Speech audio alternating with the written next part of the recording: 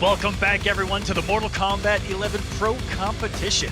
This is really a great mix of a lot of talented players. More of the players that we saw here who are on the come up. This is just the beginning of a long road to get into the regional finals, and my expectations that there are strong players all over the place has been confirmed. The players who show up to offline events are just a subset of the players who are strong.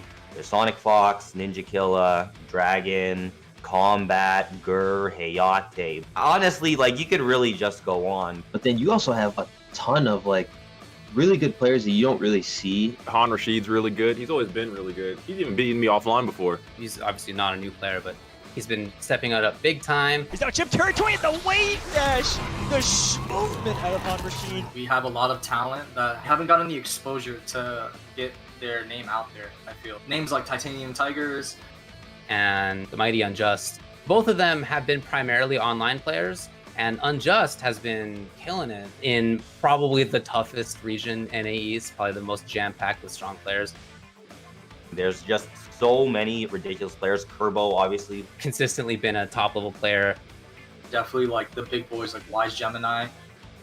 They only do get better. It's scary to like have them in the bracket.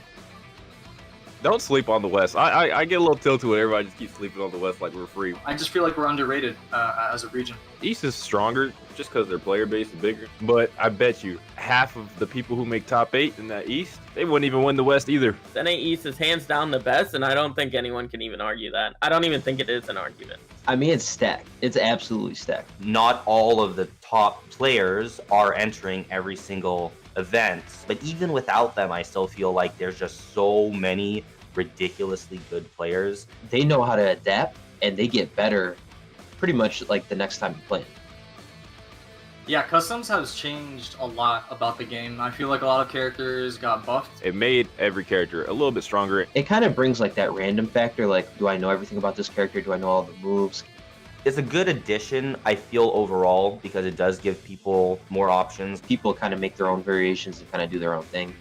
I think they have changed the game to the extent of how much. I think the meta changes are still underexplored. They're more focused on maintaining certain characters rather than being a little bit more experimental. I just think it's a matter of time until that happens.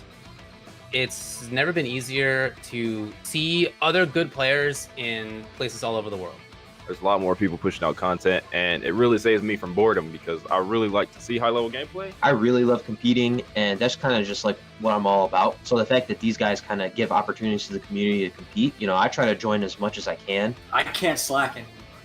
Usually there are these barriers of geography and resources to being able to compete well. And now that's not relevant anymore because we're all online playing the same game. Shout outs to all the people who play the game, watch the game, give it love, give it support. All these people who are still trying to make efforts to showcase MK11. And all of the many, many weekly community events. It's always a lot of fun to be streaming these live. We have to get better together, and they help me get better, and I help them get better. Shout outs to everyone, honestly.